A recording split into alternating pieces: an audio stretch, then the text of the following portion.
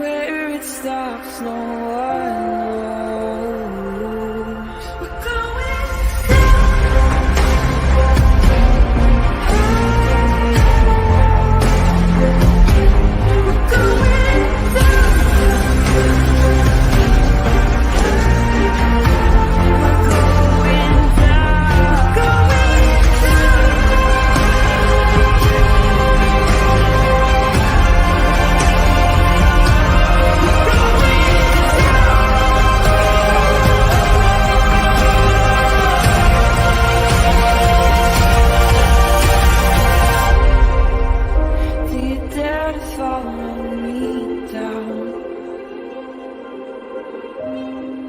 head into the unknown.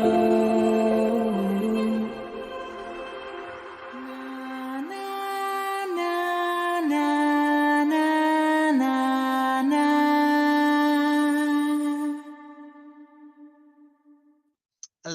Hello, everybody. Happy Thursday, and welcome to Criminality, or welcome back to Criminality.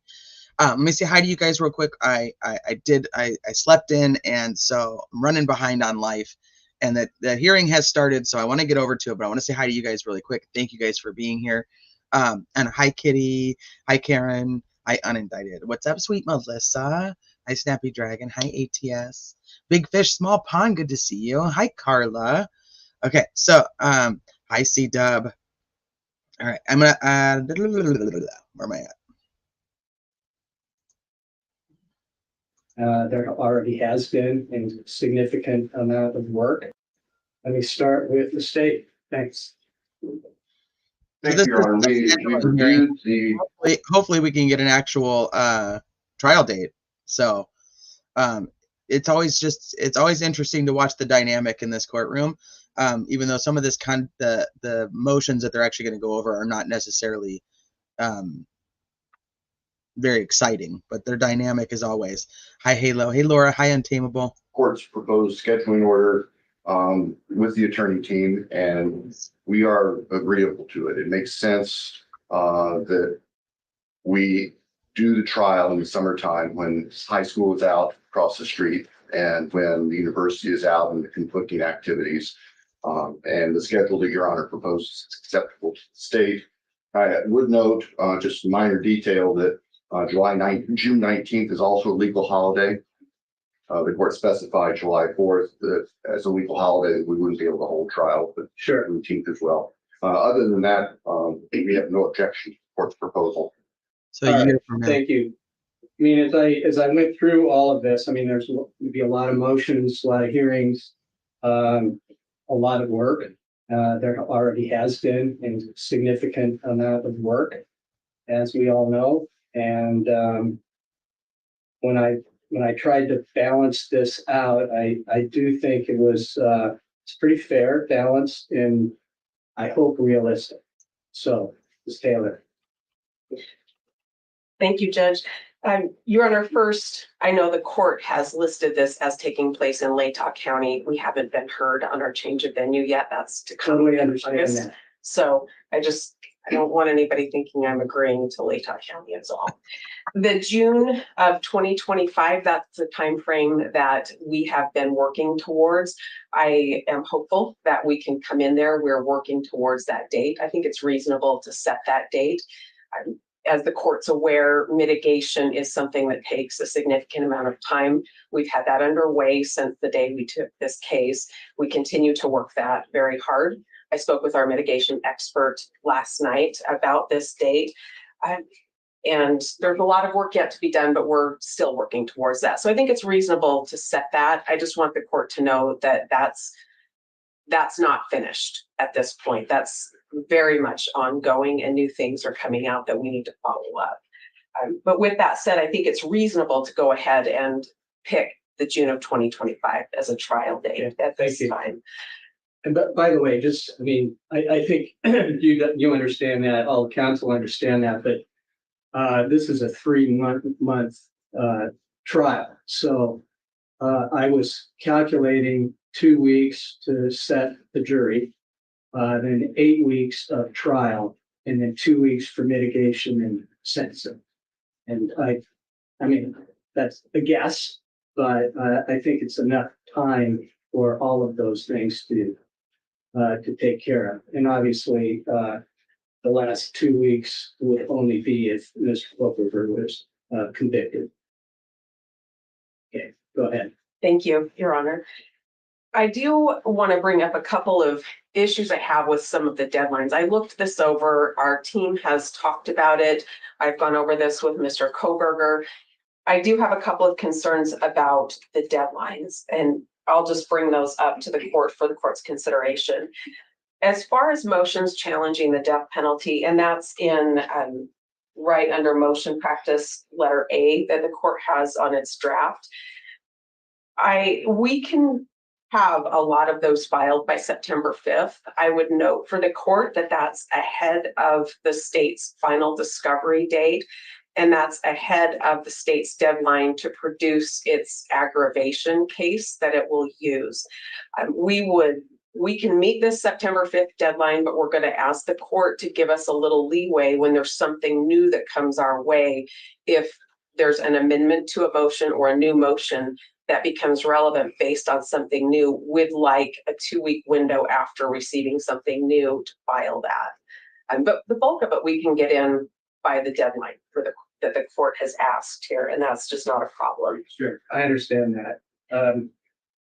I mean, I looked at that. I wanted to have that early because, you know, it's a bigger question. Yeah. And I was aware of the Ross case. I think you had 16 motions in that case. So I wanted to sort of address those issues early. Your Honor, we can definitely do that. We can address a lot of things early. We just don't want to be precluded from bringing an amended motion or a new motion if something new is filed that would have been relevant to something we've already filed. I'm not going to prevent you from doing that. Perfect, thank you. And by the way, a lot of these deadlines, I mean, you can certainly do them earlier if you'd like to. I would encourage everybody to do that. Thank you. Your Honor, then moving on, the motions in limine under letter C, the court has suggested February 13th as the date for that. I think in large part we can do some by then, but the exhibits that we'll exchange and witness lists that we'll exchange aren't due until after that. And again, I think there might be additional motions that would be relevant after those things have been exchanged. So if the court wanted to move the whole deadline, so we had all of those motions in limine at once, I think that would be reasonable. But if the court wants to keep this deadline, as long as we have the ability to bring more motions in limine based on new filings, we'll be okay with that as well. Sure. And I was also thinking about, you know, I guess experts, for example, I mean, they may have longer hearings that, you know, we're going to have to work through all of these things. I mean, this is just a structure. Thank you. The court had listed March 14th as a trial brief date, and that is ahead of some of the other deadlines, recognizing that the trial is the innocence phase and the sentencing phase, if it happens, is the mitigation and aggravation. I would just say this is a fine deadline, but we won't be touching anything to do with our mitigation by then, if that's what the court anticipated. Yes. Okay, perfect. I think we, well, yeah, we had March 3rd for mitigation. I figured by then you would pretty much have that in hand. We hope to. That brings me to the last point I wanted to talk about. The court has proposed setting a mutual exchange of aggravation and mitigation materials, and I'd ask the court to reconsider that. We will aim for our March 3rd deadline. That's our plan right now. If something changes that, then we'll come back and let the court know and talk to counsel. But would ask that the state's aggravation package be provided to us earlier than the same day as our mitigation. Should we get to that point, the state has the burden of establishing the statutory aggravators. There are some things I think I might be able to guess about how the state's going to try to present information, but I don't think I should have to guess. I think I should have that information well ahead of providing the mitigation that will be presented in response to any aggravating information that's presented by the state. So I'd ask the court to set the date for the state to produce its information much earlier than ours. The state filed its notice a year ago yesterday, and I have a lot of questions about what the state would intend to use to try to establish many of the statutory aggravators they've listed. I know I've heard the court talk about super due process in a capital case, and I think it's appropriate for us to be on notice and be provided discovery, to be provided a full range of what the state intends to use to establish those if we ever get to that point. And I think we need those ahead of our deadline for mitigation. So I'd ask the court to move that deadline up quite a bit earlier. And that's it. Thank you very much. Mr. Thompson, do you have any issues about having the aggravation in advance for a period of time? No, sir. As long as we will have the option, the ability to supplement that once we see whatever the defense plans to offer in the way of mitigation. Well, I'm appreciating that, with these deadlines, that we're going to have supplement all the way along. I just don't want to be scrambling around a month before the trial. We're all going to be very, very busy. And the more we can resolve certain motions,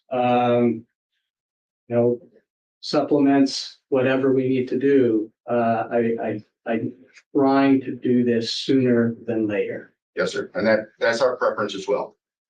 And Ms. Taylor as well. Yes, Your Honor. But just to make sure though, you have to do your job and the state has to do its job and I have to do my job, but I think this is a great step, okay, to set these deadlines and hearings. He's so the that we epitome of a can family hug. He's like, oh, this is move through great. this. We're all agreeing. It'll take a while, but anything else we need to address today, Mr. Thompson? I don't believe so. Thank you. That's Ms. it? Taylor? No, Your Honor. Thank you. Okay, well, it's very short and I hope that everybody's working together. Thank you. No way. Okay. Take care, everybody. We are adjourned. All right. Wow.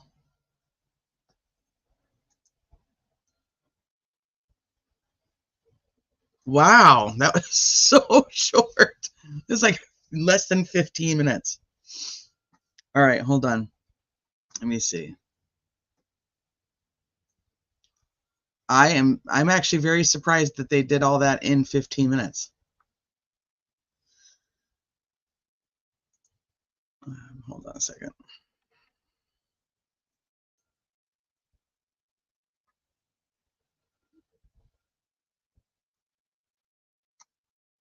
I'm gonna go over that long. For CR 2922 2805. Go back and see what Present I don't think in it's the courtroom is Mr. Hi, Tom. Kohberger, represented by Ms. Taylor, very underwhelming. and Ms. Massad and Mr. Logston are participating over I bet you Zoom, can. remotely. The state is represented by Mr. Thompson and Ms. Jennings, Lake County Prosecutor's Office, and Mr. Nye and Ms. Beatty are participating over Zoom remotely. So we're here for a scheduling order. I thought they were And, doing a change of venue. I think we're about 13 months from the frame it. And I think at this point, this is my opinion, that we're getting to a point of diminishing returns. And I sent to council last Friday on a proposed scheduling order for a lot of things, deadlines, including setting the trial. And so I also have set this hearing so that we can discuss this and see where everybody is. So let me start with the state. Thanks. Thank you, Your Honor. We reviewed the court's proposed scheduling order with the attorney team, and When we started, agreeable to it. It makes sense that we do the trial in the summertime when high school is out across the street and when the university is out and the conflicting.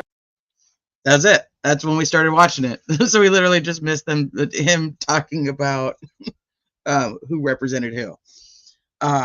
Yeah, super short. Okay, so right now it looks like we're gonna have a trial, a super long trial around the exact same time next year as the Karen Reed trial was this year. So he said 2 weeks for jury selection, and then 8 weeks for the actual trial, and then if found guilty, 2 weeks of mitigation on deciding whether he's going to get the death penalty or not. So I know Dietz is amazing. I love Dietz. So she says, you know, I'm in agreement with the dates, but don't want anybody to think I'm agreeing that I want this in Latah County, because I don't. It'll give you a year to recharge your battery. Well, there's a few other trials that are happening this year that I'm ready for. Longest process ever. Yep. But well, obviously Judge has not done, you know, quadruple murders in 3 days like Judge Gull. So he's like, no, we're going to actually allow some time.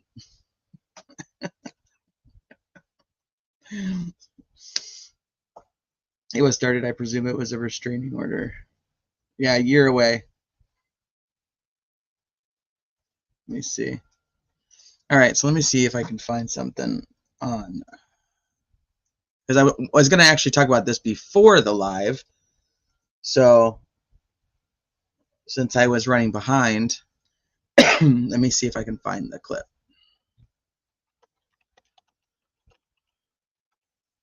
So Howard Blum, if you guys aren't familiar with Howard Blum, he was putting out articles closer to the beginning of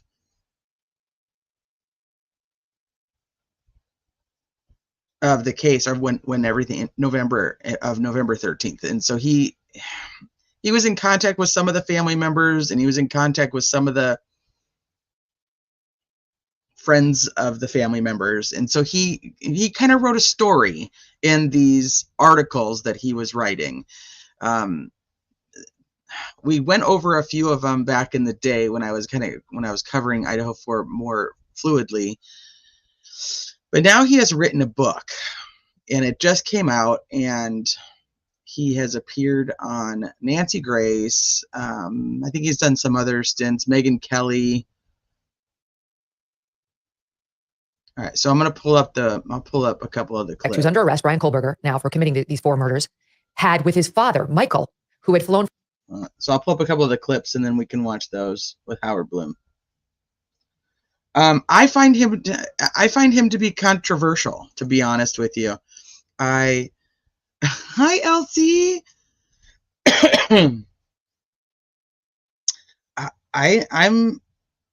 I think he's adding a lot of narrative, and I have not read the book yet. I am actually contemplating just listening to it on audio, to be honest with you. I have listened to some other people reviewing the book, and there's just a lot of, he's an author. So I'm trying to give the grace where the grace is due. He's an author. So he's adding some information in that there's no possible way that he would have known. There's no unless the killer is actually telling you what happened. And I think it's tough because he's writing a book based on, and you guys know, I think they have the right guy. I think Brian Kohberger is the right guy. But he's writing a book on the Idaho 4 based on Brian Kohberger, who's technically innocent right now. He's innocent until proven guilty. I don't know if that's I don't know if that's the right move, to be honest with you. Hi, Veronica.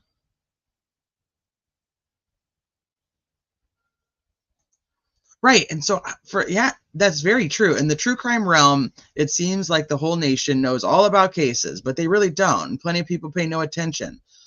So for me, my concern with something why I think this might be a little bit irresponsible is how many people are going to think that the details he's added are true. And I'm sure that somewhere in the book, like I said, I have not read it, that somewhere in the book he talks about that these are his theories, his thoughts, and what he's gathered from talking to these people. He writes a lot about the case from Michael Kohberger's perspective, not directly talking to Michael Kohberger, that's Brian's dad, not directly talking to him, but to people who knew Brian, to people who knew the family, the parents. I don't know.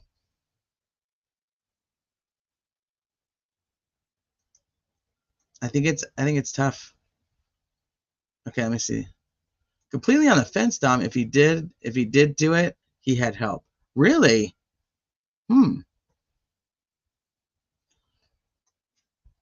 Interesting. Tons of people watched the Watts Netflix documentary, but people around here had no idea who they were or what happened. I know that's just crazy to me, like how people don't know Watts. I couldn't tell you how many people talk shit about the state's PCA just being the state's theory in Delphi, but act like the BKPCA is above board. No, I just think that I'm on the part where I think that they have the right guy. And it's not necessarily just the PCA. I just think he's the right guy. Sometimes it's just a gut thing too. It's my own gut, and just there's too many things that line up for him to not be the guy. But like you say, state's theory, and I'm always open for a change of my mind, because when they arrested Richard Allen, I was like, okay, they got him. They got the right guy. And now I'm like, do they? So I'm always open to changing my mind. I just think they have the right guy.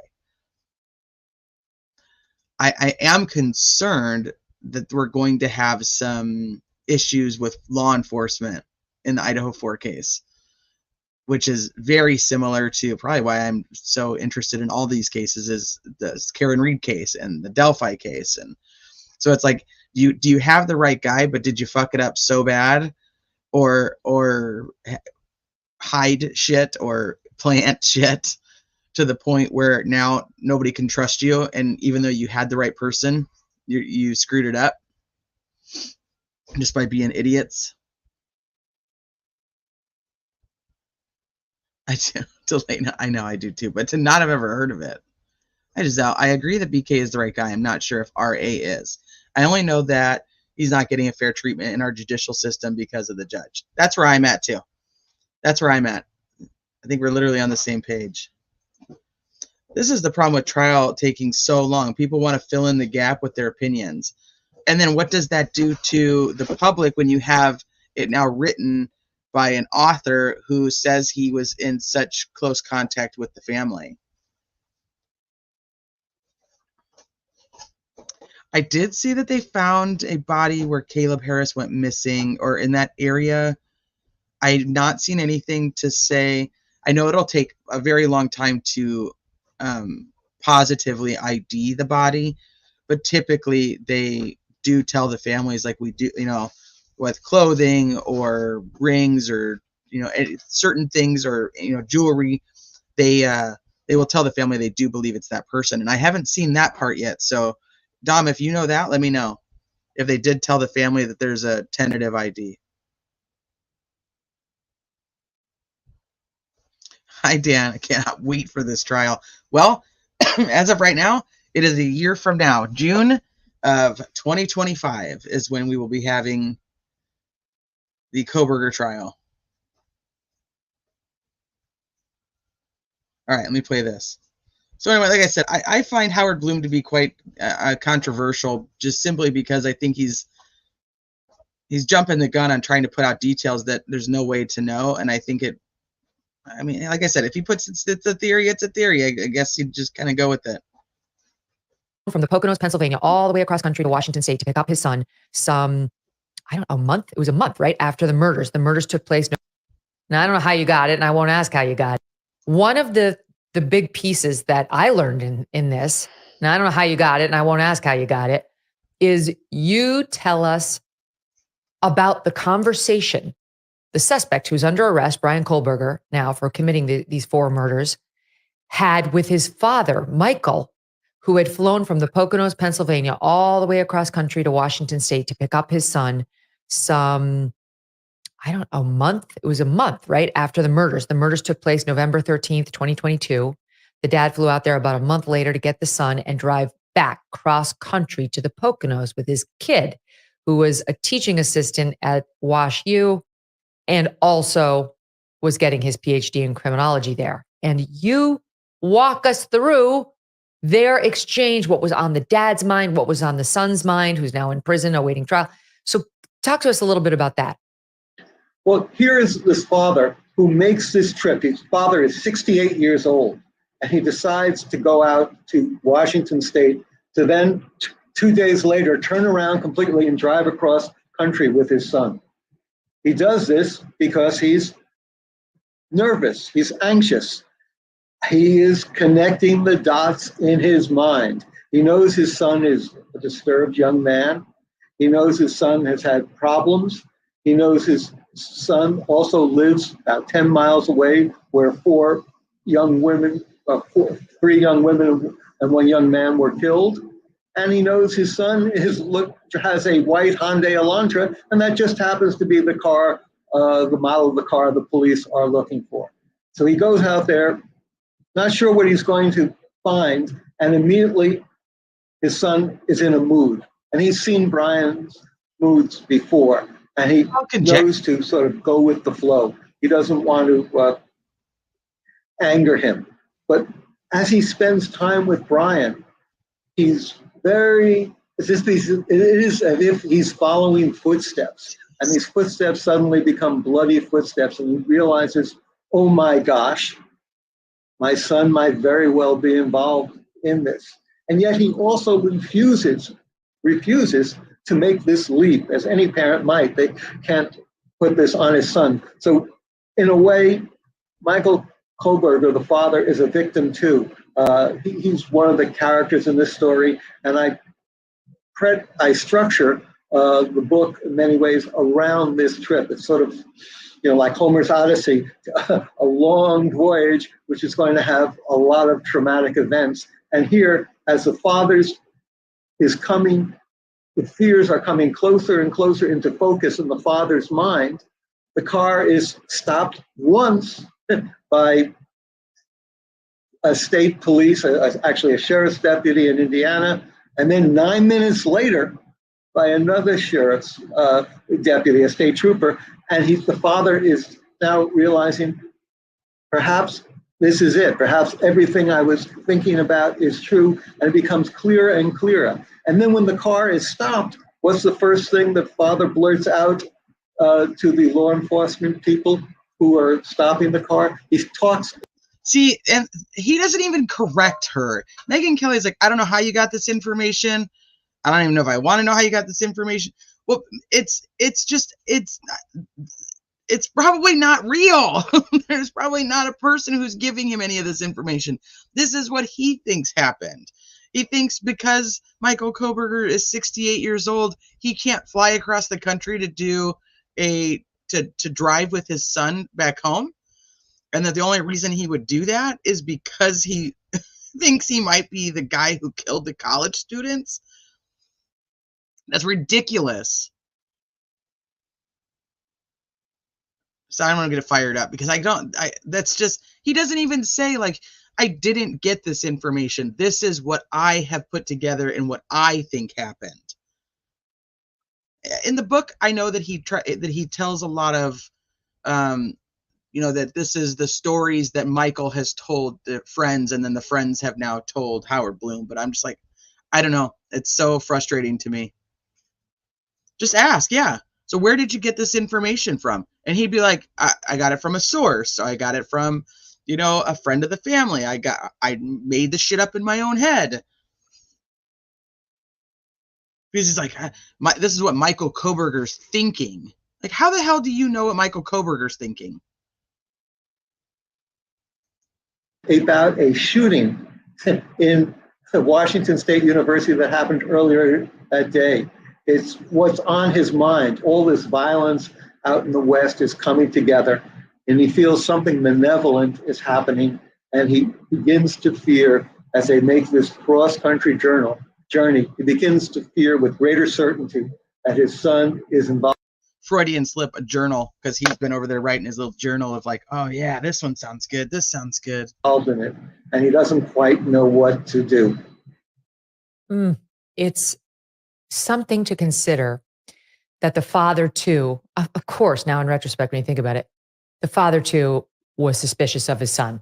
We hear all these facts, knowing that Brian Kohberger was later arrested for these crimes. And then you hear that his father had gotten him at college, was driving him back home. The cops, well, not the cops, but the FBI, this is one of the points you make in the book, was already on to him, was aware, was following. But of course the father would have suspicions. Of course the father knew about the quadruple murder, right? 10 miles from where his son was a TA and getting his PhD. He's got to know the son is weird, to just put it very mildly. He's very off socially. And we heard the detail prior to the book about how Brian, the son, rerouted the trip home. They had something all set. The shortest distance between two lines is a straight one, right? And 2 points is a straight line. And how Brian had changed it suddenly, wanted it to go a much more circuitous route home. But you really lay some details in there about how angry he was about the dad pushing back on that at all, and how the father had to handle him so gingerly. He knew he was dealing with the powder keg of a man. It's also interesting. Oh my gosh, this is so frustrating to me. He knew he was. This is frustrating to me as somebody who does think that Brian Kohberger is the right guy. So anybody who, I would love to hear from people who absolutely think that Brian Kohberger is the wrong guy, and how you feel about this, because this is frustrating to me that he's putting out information like this, suggesting that Michael Kohberger knew that Brian Kohberger, his son, was potentially the person who had killed these 4 college students. Brian Kohberger is an innocent man right now. That is so frustrating to me.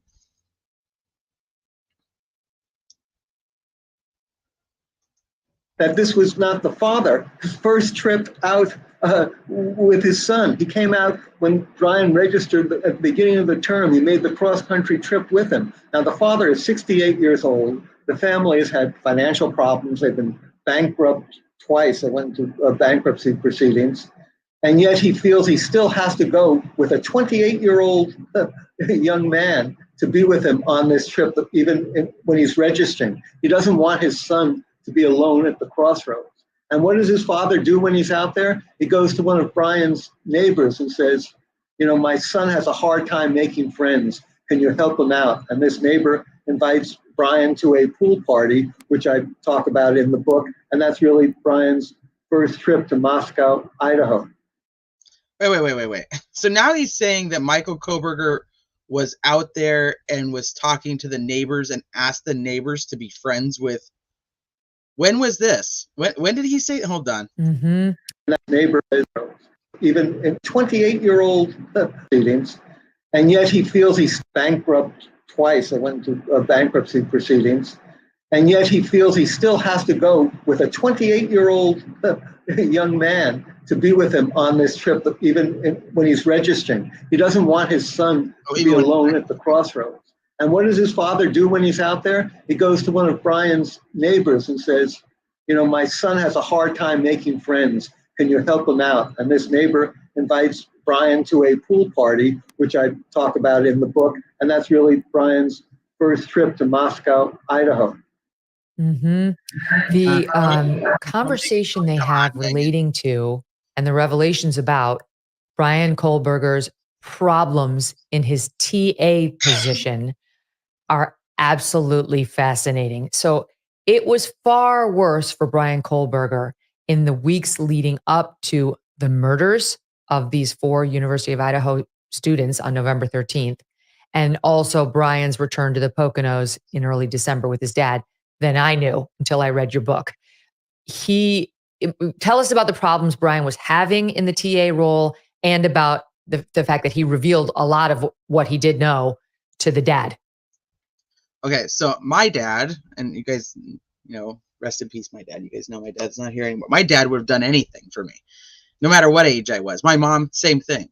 My mom is 77 years old. She'd drive cross country with me right now at 44. I don't, this is like so not a big deal that somebody doesn't want to be alone on the trip. And so one person flies there and drives with the other person. This is a very normal thing. And they're like making it so like nefarious. It's not. It's just a dad who was with his kid. Now, could it be? Maybe he did think his kid was awkward and asked somebody, like, hey, I'm his dad, keep an eye out for him, make sure he's doing okay. A dad would do that too. I don't know. I feel like they're making things very nefarious that are not necessarily, and that's frustrating to me. And I'm going to keep using that word because I don't like this. I don't like the implications on an innocent person, even though, and like I said, it doesn't matter. I do think he's the right guy. I don't think this is the right thing to do. What you have to begin with, I think, to understand how traumatic this was for Brian is where he came up from. He was an academic success story. He reinvented his life. He came from being a heroin addict at a junior college, gets into a graduate from DeSalle, and then he gets into a first-rate graduate program at a Washington State University. And he's on his way to be a doctorate. And then in the course of his first term as a teaching assistant, the students start to complain. They don't like the way he's treating them. They feel he's treating the women in a chauvinistic way. He always has to have the last say. He's marking too strictly. And the professor who's handling his course, he's working for Professor John Snyder, calls him in for a meeting. And what does Brian do? He blows his top. He really doesn't want to discuss it, but he exacerbates matters. And the professor, who was a lawyer before coming to teach at Washington State, starts making a paper trail, sending letters to the administration that we might have a problem here, whatever. Finally, on November 2nd, just 11 days before the murders, he's given sort of an ultimatum by the authorities of Washington State. Get your act together or you're going to lose your teaching assistant job. Now, for Brian to lose this, it's not just a job. It's the tuition that allows him to go to graduate school. It's the opportunity to reinvent his life from the hard scrabble life he was leading as a youth in the Poconos to become Professor Brian Kohberger, become a forensic psychologist. And this was a shock to his already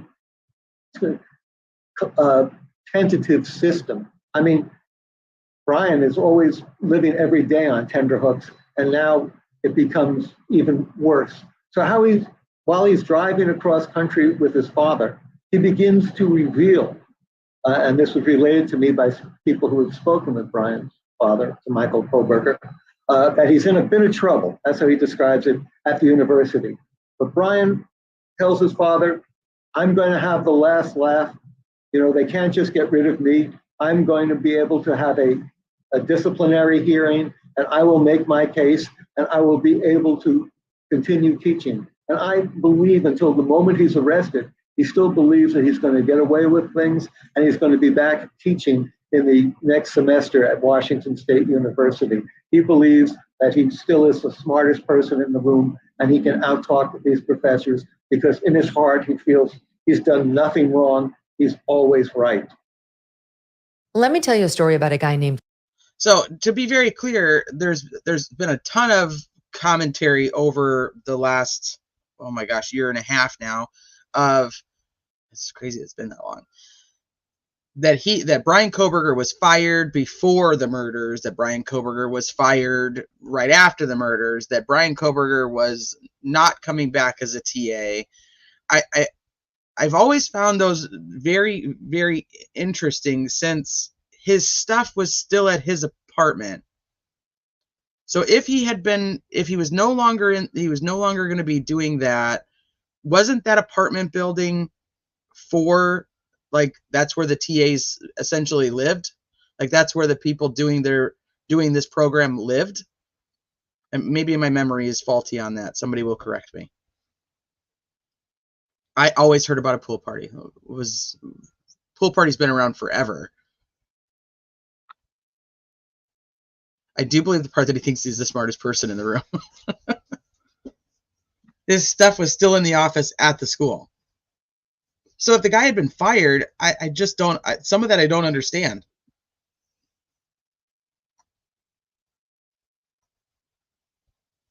Let me see what else she has to say. Leo Grillo. Leo was on a road. Okay, so I think this one's done. Give me a second. I'll pull up the next one.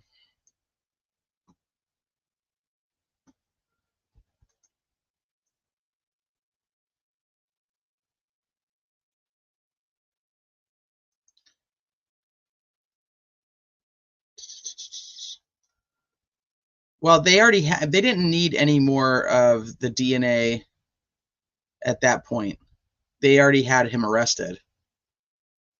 I mean, they were already getting his DNA. They'd already gotten his dad's DNA. Hold on.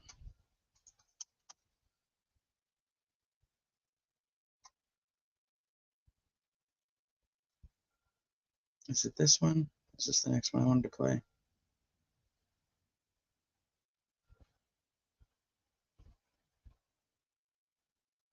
Yeah, this one. There have been several theories as to what exactly happened the night 4 University of Idaho students were massacred. Well, journalist Howard Blum has a new book. That's the new book, When the Night Comes Falling, which is a song, if I remember correctly.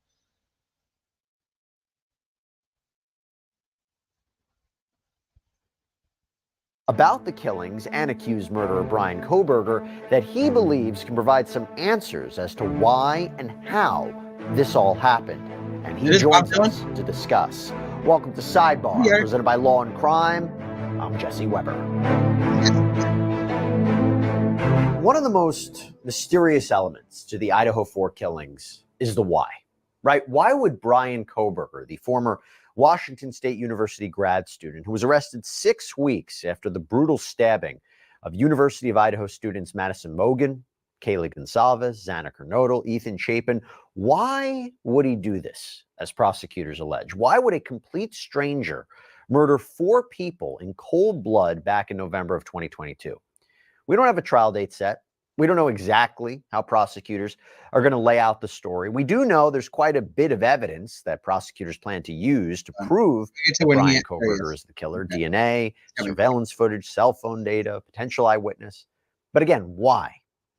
Well, there is a new book that has come out, and it is by best-selling author Howard Blum that explores some of these questions, and it offers a potential explanation for what happened. It's called When the Night Comes Falling, a Requiem for the Idaho Student Murders.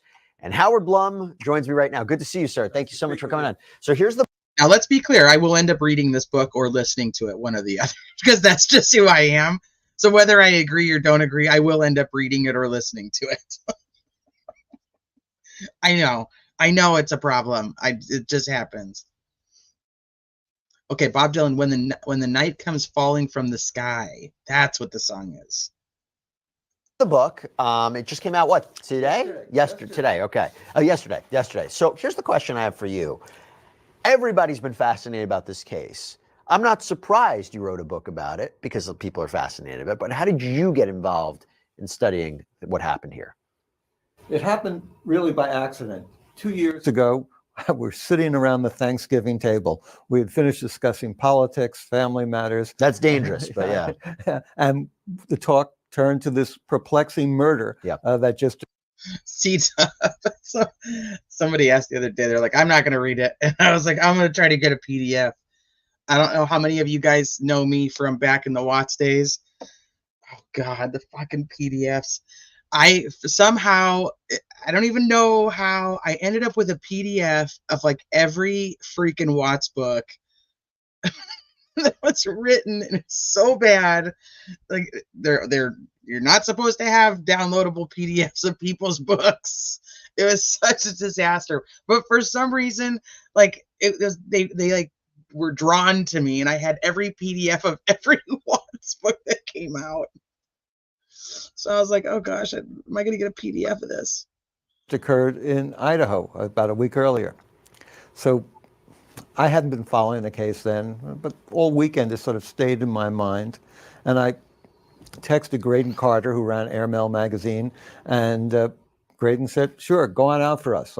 We'll pay your bills. And I went out there, not really just to report on it, but I thought, I'd been a former Times reporter, put on my trench coat, I go out there and I'll try to solve the case. Yeah. Because no one had gotten to the bottom of things. So I get there. I'm there for like a couple of days, and I think, well, I've got this figured out, because the house is sort of in a gully. There's houses around it. I would figure someone from one of those houses, one of the areas, would see these kids. They're full of ebullience, exuberance, beauty, and he'd feel on the outside of things, and that would have sent him sort of ragefully. So before we even get into the theories that you lay out in the book, which I find are fascinating, I think a big question is, and I was surprised by it too, why publish a book about this before the trial? Finally. It's a very good question, something I gave a lot of thought to. What I've done, and this is my 16th book, I was a reporter at the New York Times, I wrote for Vanity Fair as a contributing editor for a lot of years, and what I do is I tell true stories, but I tell stories. And I think this is an important story with a beginning, a middle, and an end right now. The subtitle of the book is The Requiem for the Idaho Student Murders, and it's a story that's supposed to be a loving remembrance of these children who've lost their lives. It's also a police thriller in many ways, a procedural of how the police caught this man, and it's really an answer to a puzzle of what happened. And I'm able to tell it really as a cross-country journey that the father and son take. And in this journey, where I was able to get some new information, I lay out a story that aspires to be a narrative that people can enjoy. So I thought now's the time to write about it. Let's talk about that puzzle. So one of the big pieces of this book is you have a theory as to why, if Brian Kohberger really did do this, who he was targeting.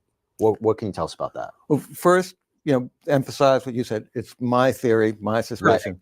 Much The better interview here. prosecution and defense, one of the few things they agree on is that there was never any interaction between Kohberger, either in person or on social media, with any of the victims.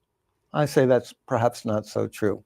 If one looks at the course of what happened that night, Kohberger enters the house on the second floor through the kitchen sliding door. DB, There are two bedrooms I've right always adjacent to heard the that. kitchen.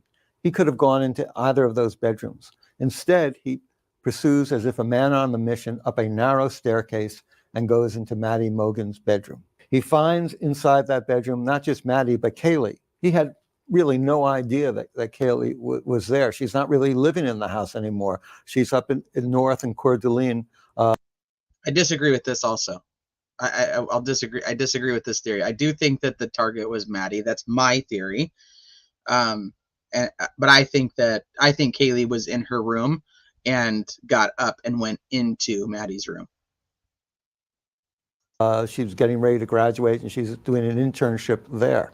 So I believe that he had, at one point in the Mad Greek restaurant where he would go for, which is in downtown Moscow, he goes there for vegan food. He met Maddie. He didn't even have to talk with her.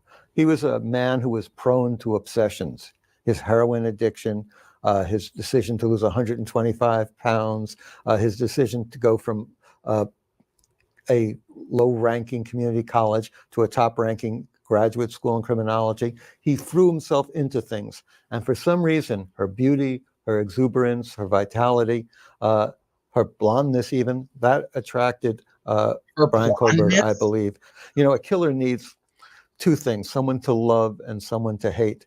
And either he loved the image that she projected so much and hated himself for being on the outside of it, or he hated her and felt she was a constant rebuke to everything that he was trying to become. Why do you say that? Because first of all, and to back up and to be clear, you're not suggesting that anybody who has some sort of drug addiction will have an obsession with a person, right? They might have an addiction to a drug. It doesn't mean they're obsessed with. There's something specific about something about Kohberger. An obsessive personality. Okay. I think you can see a pattern of a personality that falls into obsessive beliefs, obsessive behavior, and that's been the story of his life. And for whatever reason, and you know, I wish I could speak with him.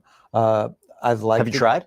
I've tried everything. It's pretty hard to get to Brian Kohberger He won't right say now. anything while this is legal cases going on. And I don't think he's allowed to by the gag order. Right. That's another problem with this case. To digress for a second, this gag order is so restrictive that it's allowed anyone with any knowledge to speak on the record. Anyone I spoke to, I had to speak to off the record.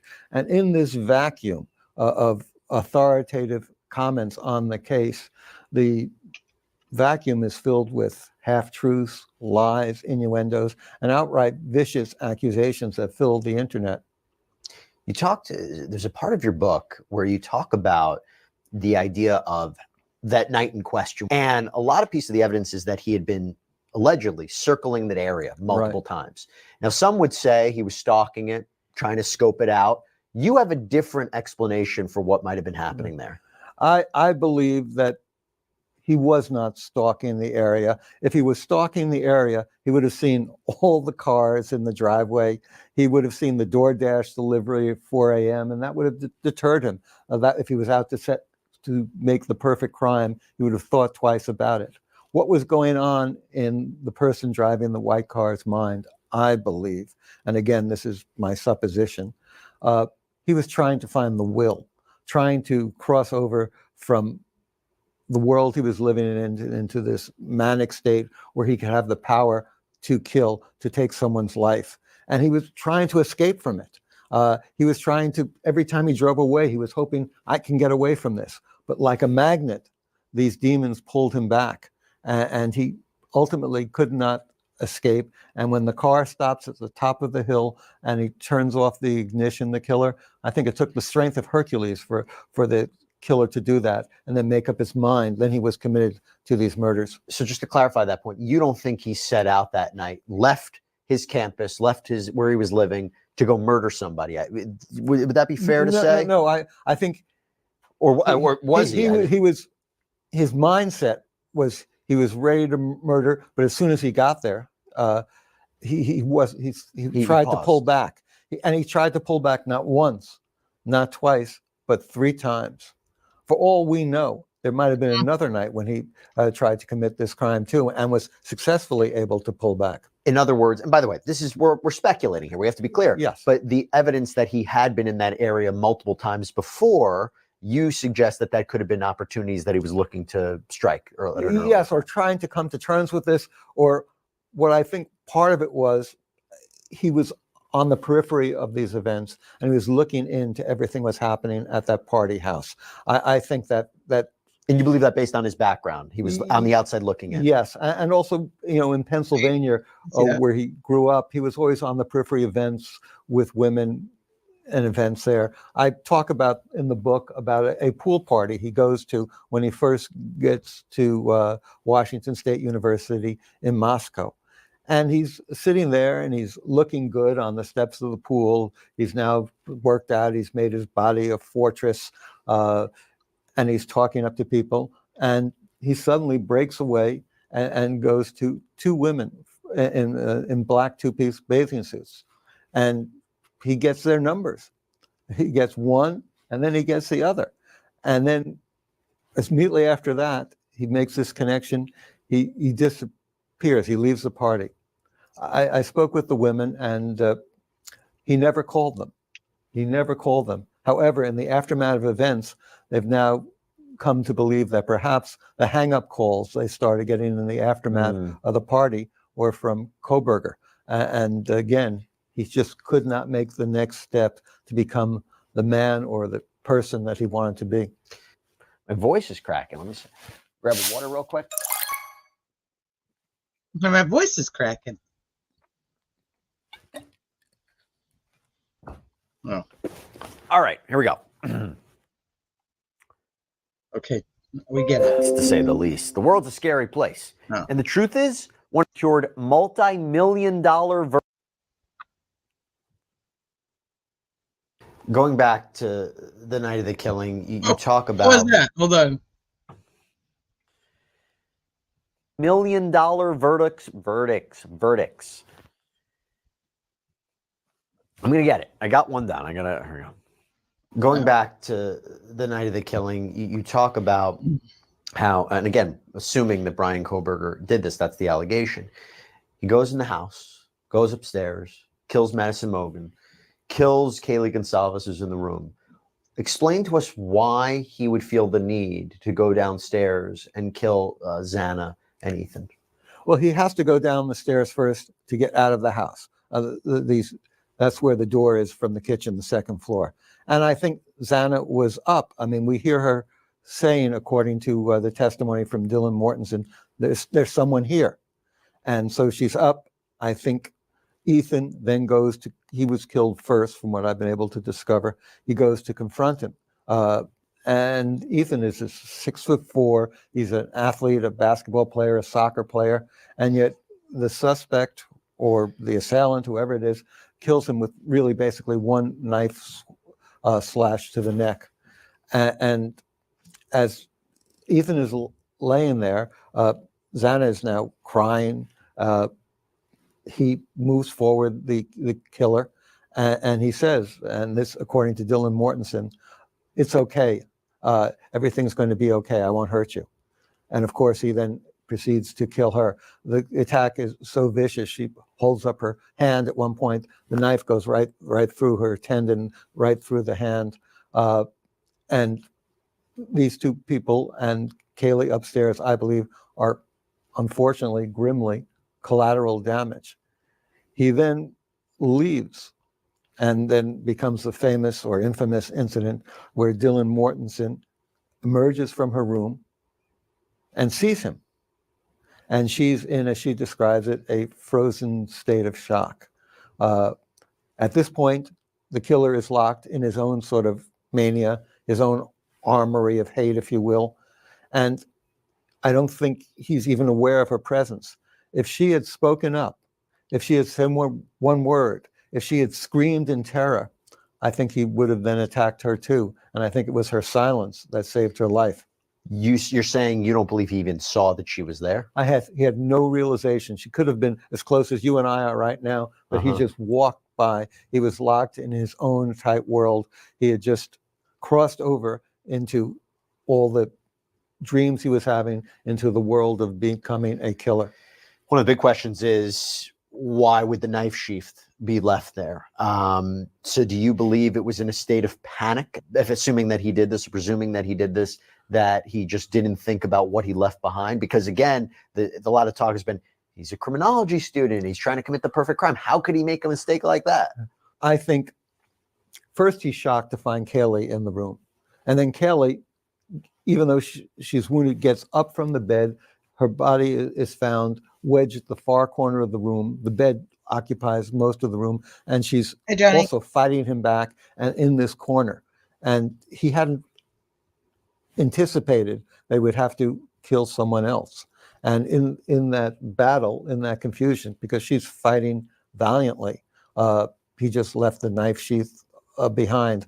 All his plans just fell apart. You know, like Mike Tyson says, once the first punch is thrown, all plans go out the window. You write that you believe Kohberger's family may have had a feeling he was the killer?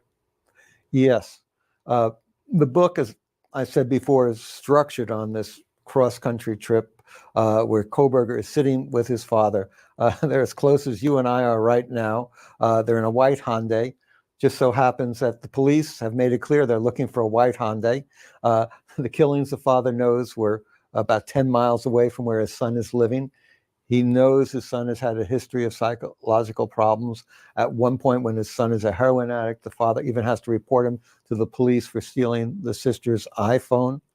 And so the father goes out there and immediately takes the son's temperature, emotional temperature. And the son is in one of his states. This is how it's explained to me. He can be arrogant, dismissive, and the father's usual reaction to that is, okay, take a step back.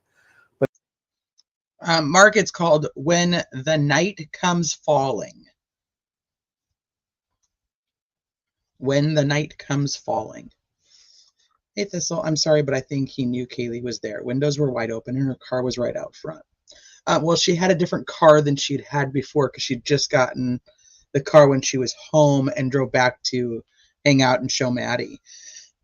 So he may not have recognized the car, but I don't think he had any issue with how many people were in the house. I don't think that mattered. I personally don't. That's my thoughts. And Kaylee was found in the bed with Maddie. Yes, she was. My personal opinion, from the photos of her room, it looks like somebody was in her bed. So I think that I actually think she got up and went in there. That's my personal thoughts. I know that it's because she was also found in the room. I'm not sure why or how they got to that she had to have been asleep in the room with Maddie. So I'm curious if there's going to be something that proves that. Otherwise, I don't know. It's kind of just somebody's theory again. Fluffy Bunny, I did find it. Thank you.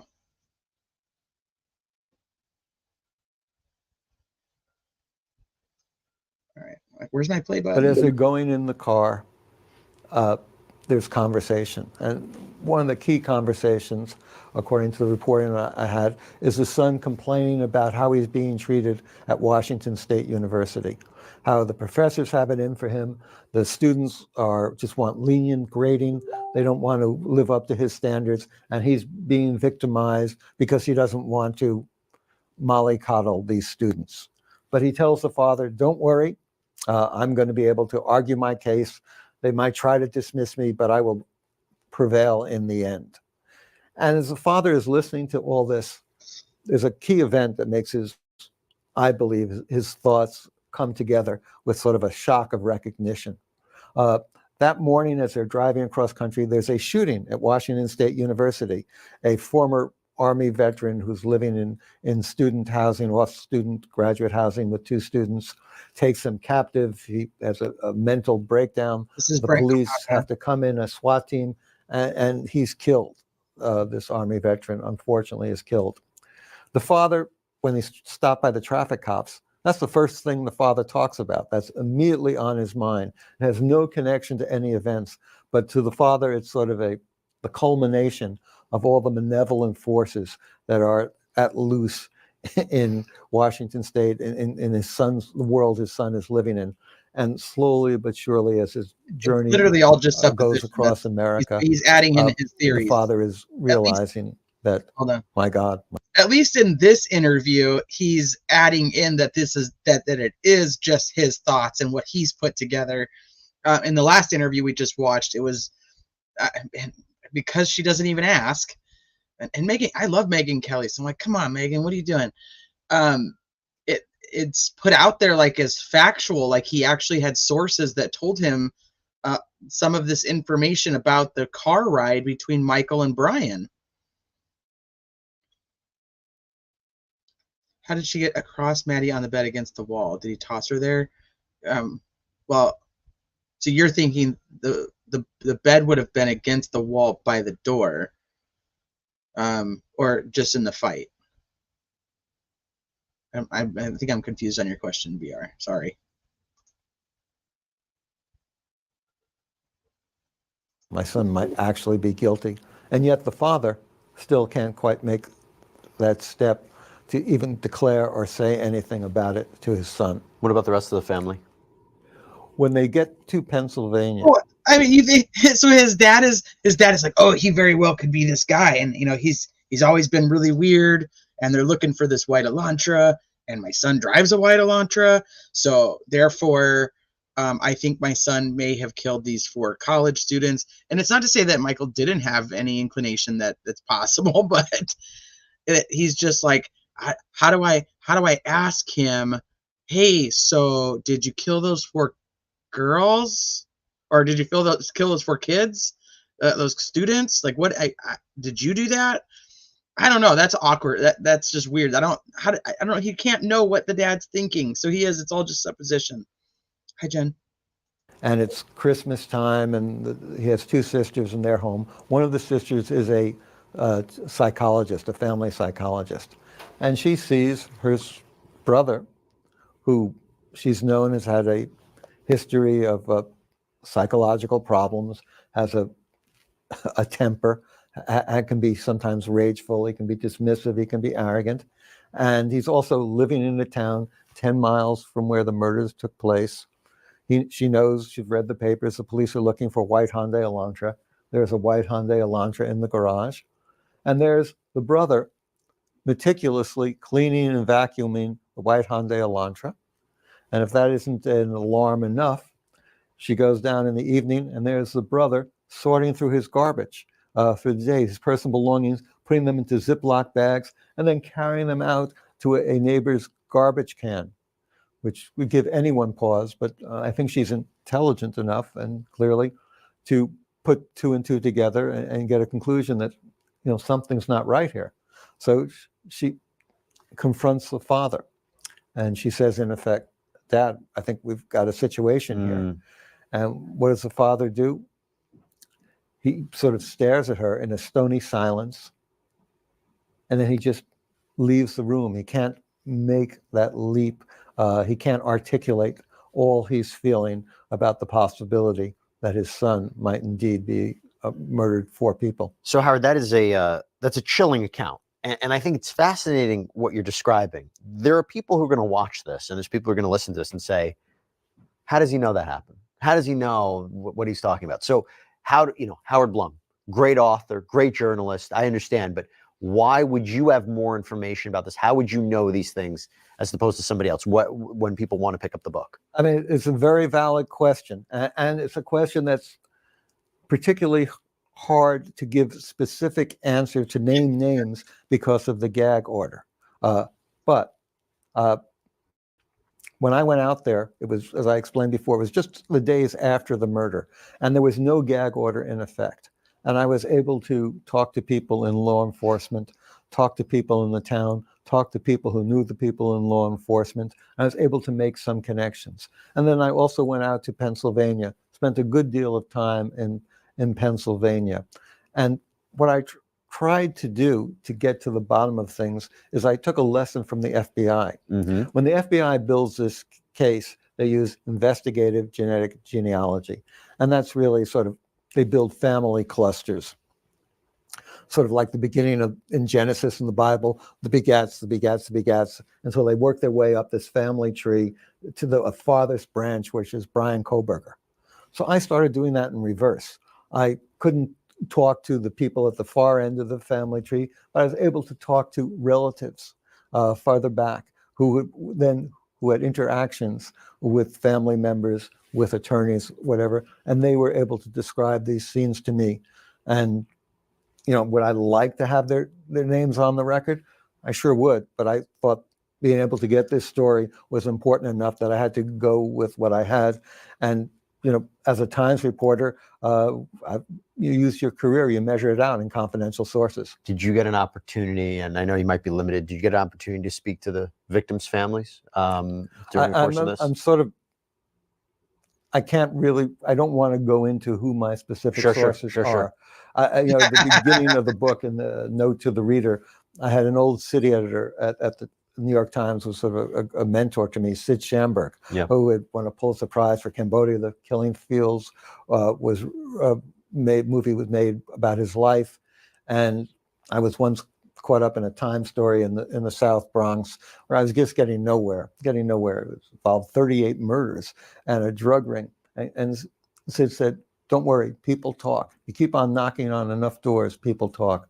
And I sort of took that as my guide. I remember what Sid said as I went around, and eventually people did talk, and I was able to put together what I think is what really happened, and also is, I hope, a suspenseful narrative. And let me ask you this. Do you think that the prosecution is going to present this case in a very similar way to the way that you laid it out? Because again, with the gag order, we don't really know what they're going to present. We know pieces of evidence. They talked about how they're not going to say that Brian Kohberger was, like you said, stalking the victims on social media. But do you think that they're going to present a narrative at a trial, whenever that happens, in a way similar to the way you just laid it out? I think the prosecution, wrongly, I think, is going to rely a great deal on the technical evidence. And I think that's a mistake. Yeah. At least I'm a layman. You're a No, I lawyer. agree. Look, That's from a a legal mistake. point of view, and I'll throw it back to you. They don't have to prove a motive in order to prove the crime, but to sell a story like this to a jury where a complete stranger murders 4 people in cold blood, you need it. You need it to tell the story. I mean, the dialectics of a courtroom is you get one authority says that this science works in genetic genealogy. You can find another authority who'll say, well, it's junk science. Right, right. And then the jury is left to decide which one is true. You also mentioned the jury, and I think the jury element is pretty important in this trial. And I think the defense is doing themselves harm by trying to move the trial out of Moscow. I was going to ask you that. You believe so? Because their argument is that he can't get a fair and impartial jury. They did a number of surveys where they asked maybe a little too specific questions about this case, but they feel that that jury pool is already tainted. They're already biased against Brian Kohberger. You disagree? I do disagree. I think the last thing Brian Kohberger really wants, if I were representing him, is a fair trial, because I think he's going to have big problems. I think he needs to get a favorable jury, and I think he can get a favorable jury in Moscow. What do I mean by that? Well, it's a town of about 25,000 people. Anyone associated with the university might be not allowed to serve on the university. So that leaves, what is the largest group then? Well, it's the largest church group, and that is Pastor Wilson's Kirker Church, the Christ Church there. And that is this Christian right-wing community that wants to, as they put it, set up a theocracy, that's his word, in Moscow and in the West, where Moscow will be the capital of it. And I've sat with him, and he's told me, I will recommend to anyone in my church that you have to think twice if a Moscow policeman is on the stand telling you that this person is guilty. That's so interesting perspective on it. I didn't think about the church component. I know we have to let you go, but my final question to you about this is your thoughts on the fact that we're not at trial, right? So a lot of us thought that we might have a trial in 2024. Now it's a question if we'll have it in 2025 and when. There's been a lot of legal issues that have pushed it off. What's your thoughts on the fact that this hasn't gone to trial yet? There's an old lawyer's wisdom, which I'm sure you've heard. When you have the facts, you pound them. When you don't have the facts, you pound the table. And the defense has been pounding the table with every motion they can find to, I believe, delay things.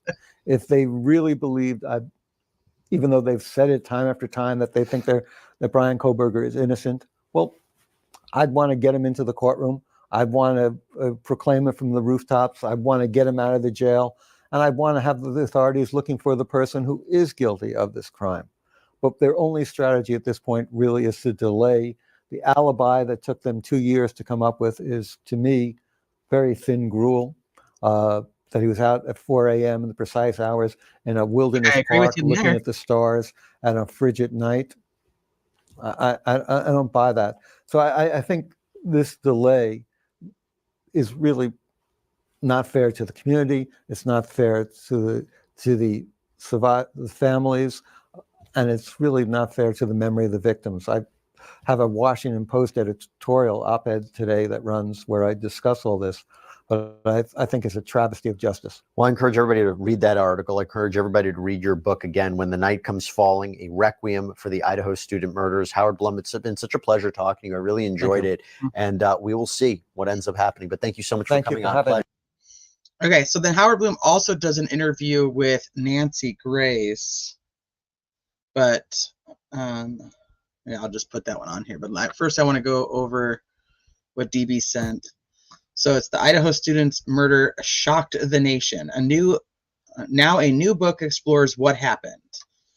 So a gruesome quadruple murder shocked the University of Idaho in fall of 2022, and now the journalist whose reporting earned him a Pulitzer Prize nomination has written a book about the case. Can you guys see this? You guys can't see this. Hold on. That's better. So,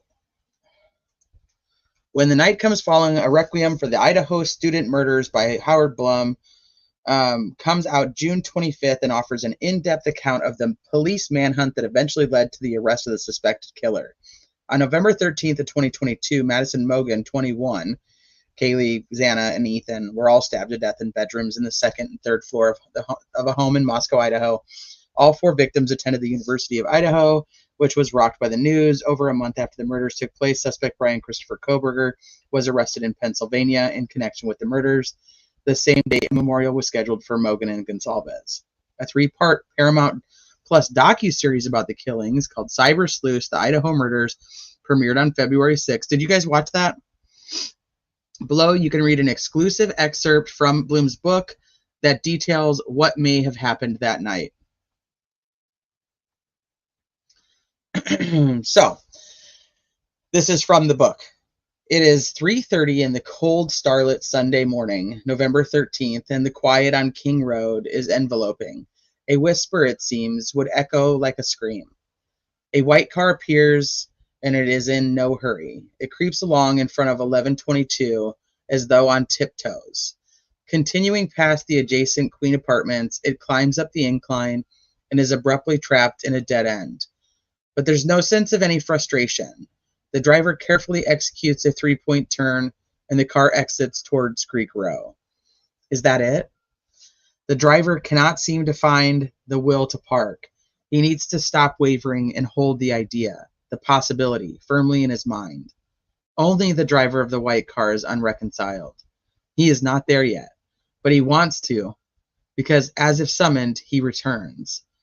The white car retraces its earlier route, but apparently he still cannot vault to the place he wants. He feels he must reach. He can still see other possibilities. Once again, the white car exits the neighborhood. Yet minutes later, the car returns as if pulled by an invisible force. He needs to find the boldness to act, except he cannot. Once again, the car approaches, only finally to pull away. And this time, he is determined to stay away. It's as if he does not want to be that other person. He continues on to Taylor Avenue until King Road is a faint, distant blur in his rearview mirror. He is escaping, but he cannot help himself. It is 4 in the morning, and the driver turns around and returns for a third time. The white car has stopped, engine idling on the asphalt parking bluff above the King Road house. Turning off the ignition will require the strength of Hercules. It seems an impossible task. It's still not too late to flee, but he must know his hesitation is a hoax. He must understand that only the deed will silence the voices screaming like a chorus of banshees inside of his head. With that realization, self-restraint crumbles, and in an incredible moment, he finds the will. The idea has become as natural as breathing. He is committed. He turns the ignition off. The door of the white car opens. No one notices. All remain silent. All remain still. A dark figure walks down the dirt incline, the ground hard with a thin coat of frost. He is heading toward the back of the house. In his gloved hand, he is gripping a leather sheath that holds a K-bar knife with a sharp 7-inch steel blade. It's a killer's weapon. The sliding glass door to the kitchen is rarely locked, and tonight is no exception. The door glides open easily, making only a muffled sound as slight as a sudden intake of breath. and he steps inside. Does he listen for a telltale noise? Does he need a moment to get accustomed to this new manner of darkness? Or is the faint glow of the neon good vibes sufficient to light the way? Once in the kitchen, he proceeds up the narrow staircase to the third floor. And this is arguably telling. If he were aimless, driven only by furious emotions, he would burst forward into either of the second floor bedrooms. But he has a plan. He knows where he is going. He is a hunter stalking his prey. Another speculation, since Kaylee no longer lives full-time in the house, his target has always been, since the madness first crept into his thoughts, Petite Maddie. The stairs up to the third floor creak with the tread of his feet. He advances toward the bedroom door. Does his heart beat slow? Does he feel invulnerable? Does he restrain himself, knowing that attack blows are better for this moment of delay? When he opens the door, he finds two girls in the bed asleep. Jesus Christ. He slashes away swiftly, savagely. The wounds are long and very deep. It is quick, vicious work. In the single bed, the two lie dying, their bodies splayed yet touching. Their blood seeps into the mattress in a spreading red stain. Yet, despite her wounds, Kaylee manages to lift herself up, and as if trying to escape, wedges herself into the far corner of the small room. The determined killer closes in, and she fights back, but all is quickly over, and her bloody body crumbles to the floor. The commotion and smell of blood rouses the dog Murphy from the room across the hall. The dog is frantic, his sense of danger keen. He bellows with large, cathartic howls. Downstairs, Dylan wakes. Is Kaylee playing with Murphy at this time of night? She calls out with disapproval into the darkness from her bed. No one answers, but Murphy has calmed in some measure. The sounds the dog makes are steady and low. The killer walks down the stairwell. Xana is awake. There's someone here, she cries out, the alarm loud enough so that from her bedroom across the hall, Dylan hears every word. She opens her bedroom door and peers out. There is only darkness. And closing the door behind her, she returns to her bed. This is not the time, she decides, to make sense of things. Yeah, not the time. But Ethan has emerged from Xana's room to investigate. And suddenly he is standing face to face with an intruder dressed entirely in black, a black mask pulled up high on the ridge of his nose. Ethan is 6'4", powerful, an athlete. Yet the killer does not hesitate. He lashes out without compunction. An arcing blow slices through Ethan's neck, catching the jugular. His body starts to topple and then falls in the doorway with a flat thud. Does the killer crouch over his victim and continue his attack? If so, the assault is unnecessary. Ethan is already dead. Xana is sobbing. The plaintive sound rouses Dylan again. She opens her bedroom door a crack and once again peers. The darkness reveals nothing. The killer is now close enough to Xana to see that she is trembling. Despite everything that is raging in him, he selects his words with a deliberate care. It's okay. I'm going to help you, he says. It is a lie. He has only come to help himself. He raises his knife and attacks. From behind her partially open door, Dylan hears the killer speak. Nothing is making sense. She closes the door and retreats back to her bed. Xana, 5'3", 113 pounds, is fighting for her life, but she's no match for the killer. He plunges his knife in deep again and again. She crumbles to the floor. Then he steps over Ethan's body and walks out of the room. His gait is unhurried. There were 4 of them, and he never hesitated. He did what he had to, and he must feel exhilarated. He continues back toward the slider door in the kitchen.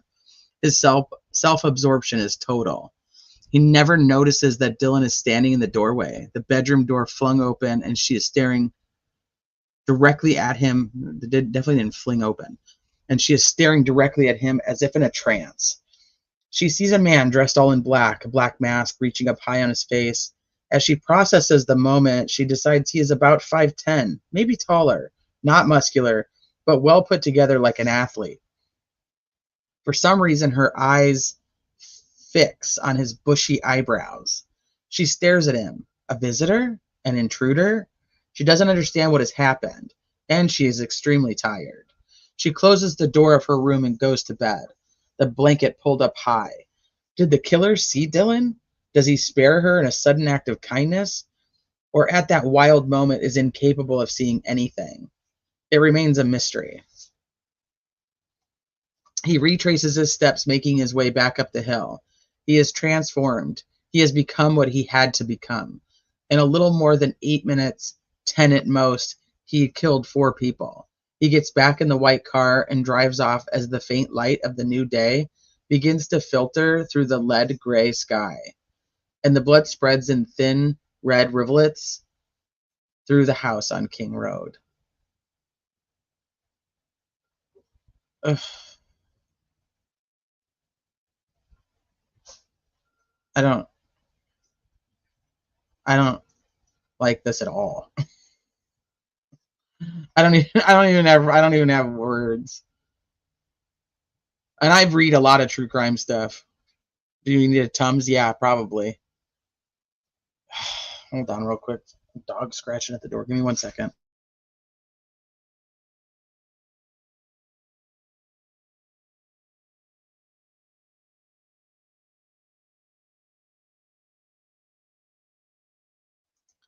I am sorry I asked you to read that.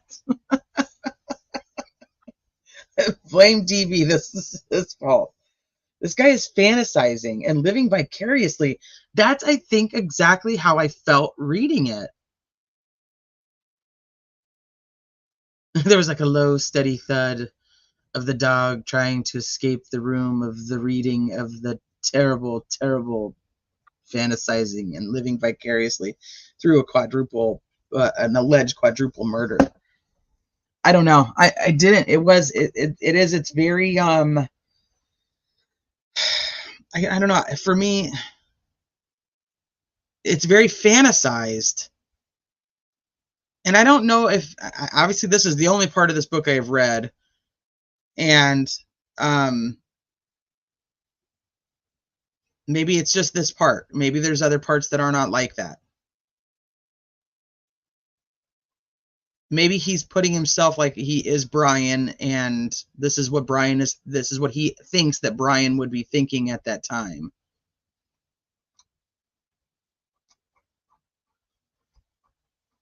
Actually, I want to see. I'm now curious, actually. I don't think he actually says Brian's name in this, does he? That's actually that's a positive mark for him if he doesn't. But I think that the inference is very much there, especially when the rest of the book has to do with Michael Kohberger. Look at the reviews. People either love it or they hate it. All right, let me see what you guys thought when I was reading that. Yeah, like bad. Yeah. I hate this guy. I hate how this guy thinks he knows everything. He's just making shit up. He is fighting back the gross feeling of reading this. He may have his own fantasies and living. Yeah. The word that comes to mind is cheesy. It's like some cheesy thriller novel. Maybe that's what it is. I don't know. It definitely is not a comfortable read. I don't know. I think I'm so used to more of like a fact-based, like this is how things went down. This is how it's even if it's like alleged to go down, like in a specific way. I don't know. This does it. It reads very, very fantasy driven. But maybe the rest of the book isn't like that. I've read the beginning. It is exactly like shit. Never mind. Never mind. Hi, R&M. You wouldn't want to stab anyone in the underbody with a K-bar without a bayonet. The only way this guy knew that much about the killings was someone talked. I think he's just making it up. I think he's just going through like what he thinks would have been happening, and he's fantasizing almost about what the killer would be fantasizing about. So I don't know. Like I said, I know I will end up reading the whole thing. That's just who I am. I want to know what he says. I also want to be able to understand where certain information comes from when it comes out. Like when people are like, oh, this is what happened. And I'm like, where the hell did you hear that? I think this is the other one I wanted to play. Is this the right one? This is the one about the pool party. So I'm going to pull this up. I think there's an ad though. So we'll wait for the ad. Well, thank you, DB, for sending me that though.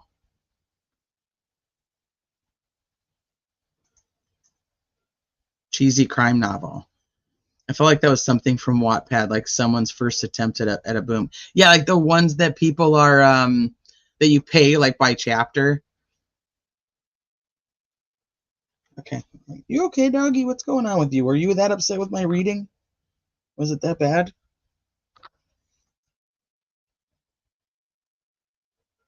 All right. Oh shit. Hold on. Ah. Dog is like panting like heavy. Back up. Why are you? Get out of here, you stupid little thing. Not the dog. The 2015, when they were both psych majors out of Idaho, murder suspect Brian Kohberger was arrested.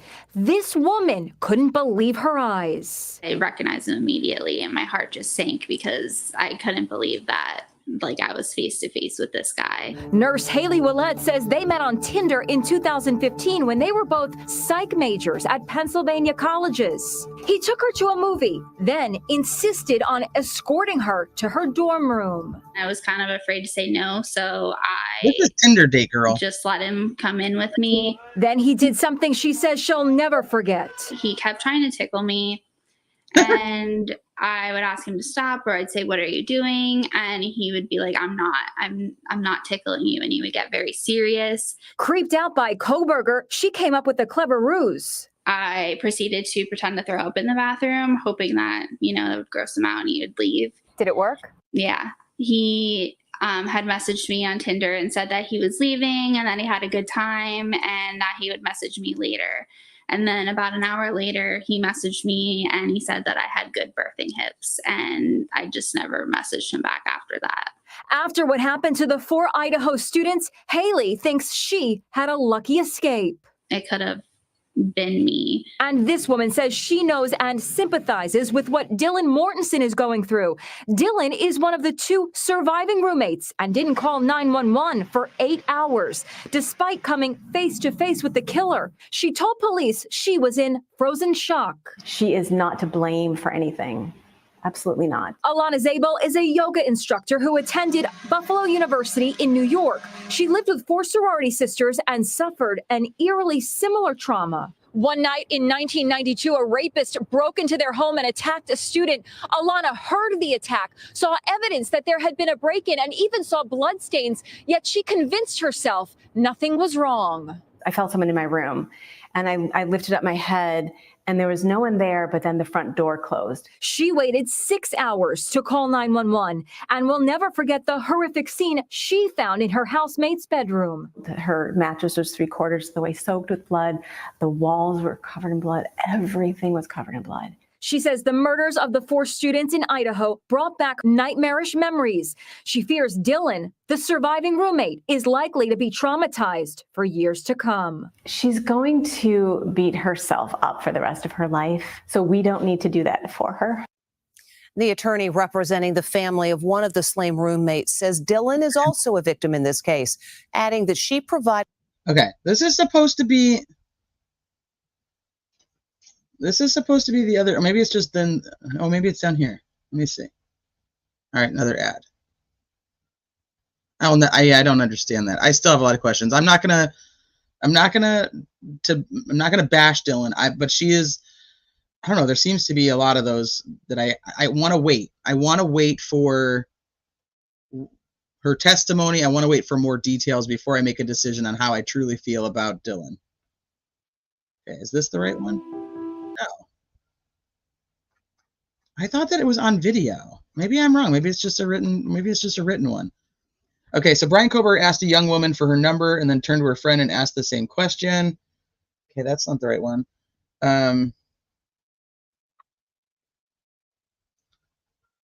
Okay, maybe I'm just on the wrong thing. Let me see if I can find it. Hold on. Because this is it says Kohberger has been invited to the pool party Oh, I guess it does have it in here. Hold on. Kohberger had been invited to the pool party by his neighbor at the WSU dorms, Christian Martinez. This detail was shared by Martinez in a number of interviews after Kohberger's arrest, along with the fact that he invited Brian after being approached by his father, Michael Kohberger, on the day he moved his son into his WSU dorm. I met his dad in the parking lot. He just stopped and started talking to me, Martinez told Law and Crime. His dad was wanting to introduce me to Brian, and he said something like, I don't remember the exact words he used to describe him, but it was something that was like, he has a hard time making friends, or he is kind of shy. We were just shooting the shit, but once at the party, Kohberger met Solemn John, a friend of Martinez. We were just shooting the shit, but he was definitely one serious dude, Solemn John said. Tells Airmail, which is also Howard Blum. Nice enough, though. When Solemn John got up to talk to a friend, Kohberger made his way to the DJ booth, where he also made an impression. He was asking me about my speakers, all kinds of tech stuff. Zach Cartwright tells Airmail, Howard Blum. But he had this way about him. You know, those people who don't understand personal space? He was one of them. He'd get real close. It was off-putting. Cartwright says he eventually had to dismiss Kohberger, telling him, I'm DJing, man. I'll catch you later. Solemn John soon joined Kohberger by the pool, but the now suspected murderer did not stay for long, according to his new acquaintance.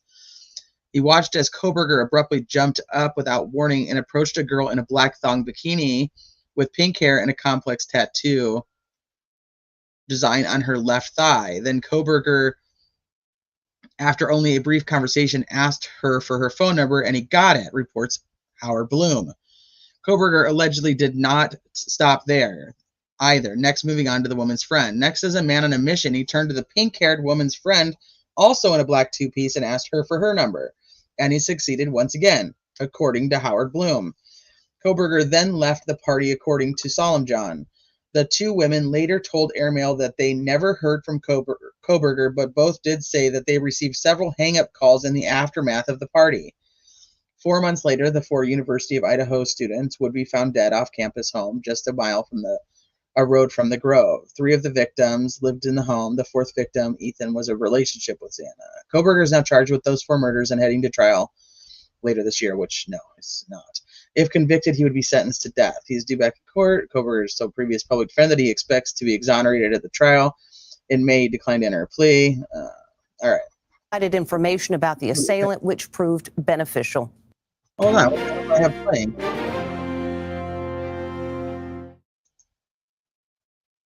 Oh, maybe it was just that article. All right.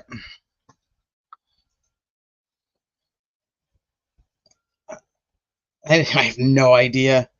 I think misogynist and incel get conflated. Do you think that Brian Kohberger is a misogynist or an incel?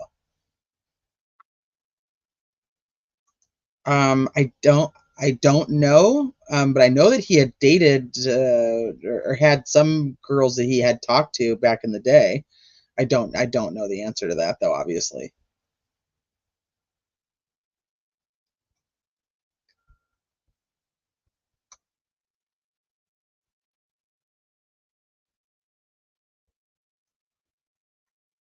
I'm just checking what you guys said.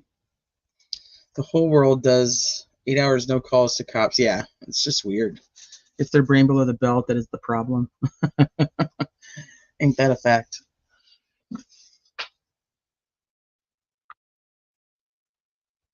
He didn't lose 125 pounds to get into college. He lost the weight to be more attractive to, I assume, women. I think that he was getting picked on and he didn't fit in, and he thought maybe it had to do with his weight. He was probably trying to figure out what was going on with him. But that's my supposition. That's me saying that. So I don't know. Like I said, it is what it is. His book came out 2 days ago. RM says, "Oh, I have no idea if he's either." LOL. I just think in general we overuse the word incel. I think it's like an umbrella term, almost like how it's narcissist is used. And obviously, there's so many categories of narcissists just on their own, and then it does get confusing with what other diagnoses actually are. But they're just overused, absolutely. Okay, let me get this down. So as of right now, we're looking at a potential June of 2025 trial. I feel like everything today in that hearing was kind of a waste of their time, because I don't think any of it's going to come to fruition. But that's none of those court dates are going to probably stand. So it was like they all wasted their time going. But at least, they look like they're on the right track. So June 2025, 2 weeks for jury selection, 8 weeks of trial, and if found guilty, 2 weeks of mitigation. So it could be approximately a 3-month trial. So there you have it. We will keep an eye on that and see what else is going on. Okay, so I'm going to set up the Karen Reed live. I'm going to go grab some food really quick first before we start it. So I'll set it up, and we'll go over, and we have some stuff to discuss on some things I want to show you guys from the Karen Reed case. And we still have no verdict. They are in the 13th hour of deliberation. The fan is on. And that's all we get to see in court today. So I'm going to wrap this one up, but thank you guys for hanging out with me and going through this. I don't even know what to call the Howard Blum stuff, going through the new book regarding Howard Blum's theory on the Idaho 4 case. I guess that's how we'll leave that. So I'll see you guys in a little bit over with on the Karen Reed side. All right, have a good one.